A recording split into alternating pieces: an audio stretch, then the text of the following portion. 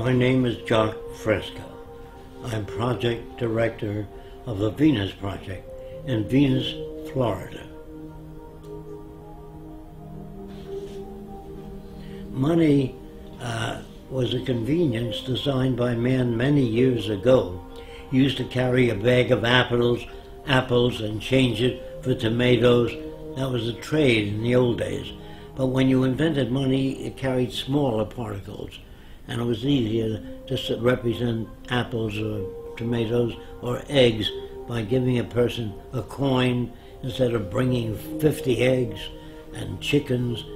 Money represented a value agreed upon by people to diminish the lugging around of heavy objects.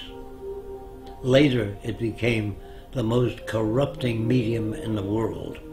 It corrupted people. They paid each other off.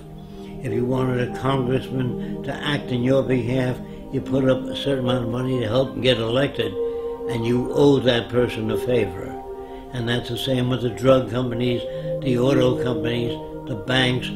All systems all over the world that use money are basically corrupt.